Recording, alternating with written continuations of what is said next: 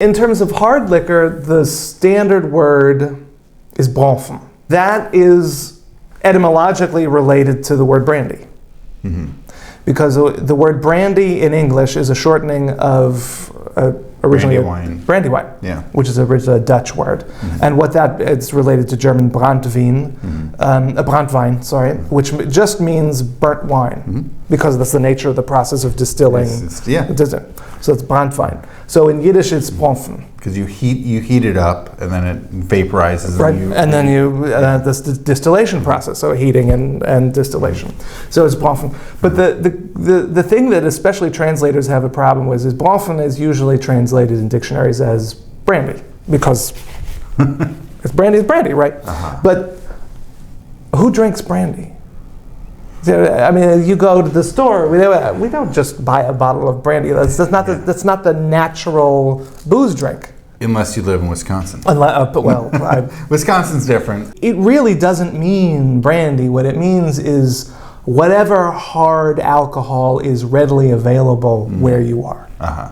So it's like in metonym. Right. Yeah. So in Poland and Russian Empire, Bronfen's going to mean vodka, because that's what you're going to have. Yeah. But in Romania, for example, which is, I think, the second largest producer of grapes of wine in Romania? Yeah, in Europe, I think for sure. Huh. It's a enormous wine producing region, but I think it's only a European and domestic kind of way. I mean, gotcha. Or at least it's not imported to the United States. Okay. I don't know. But for them, as a result, because wine's everywhere, their rot gut is going to be brandy. I mean, that's, you go to a bar and get a zlok or a knack of something. That's the Yiddish word for a shot. There's a knack. Is that literally just a shot? Is it knack? I mean, it means. I was going to say, it sounds fairly onomatopoeic. Yeah, but I mean, think about it. Yeah, literally it means right. Well, the drinking terms are wonderful. So the word for a shot in Russian is buik, and the reason it's called a buik is because it's one buik.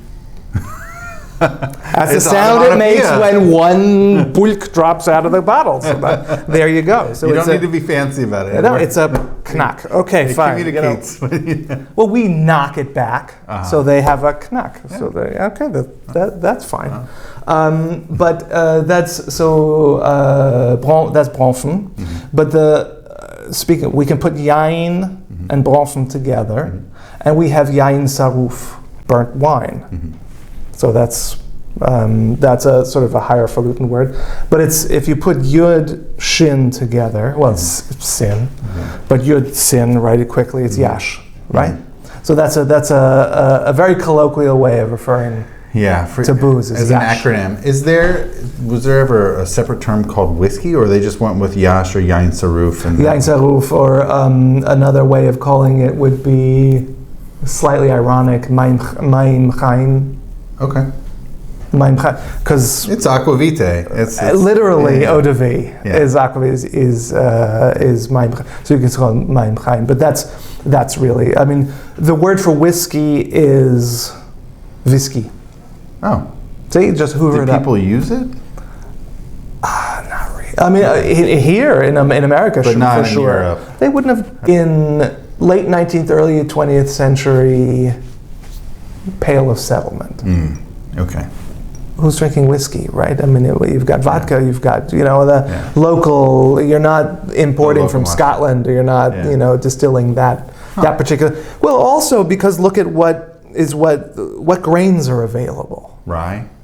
Right? So they had rye. They had rye. It depends on where it's grown and how it's, So that's what a lot of the booze production is based on. What the grains that you have available to you to make this stuff, right? Yep, forever and all time. How often does that happen in Yiddish, though, that they use a lot of acronyms or Hebrew acronyms? They would use the traditional Hebrew ones.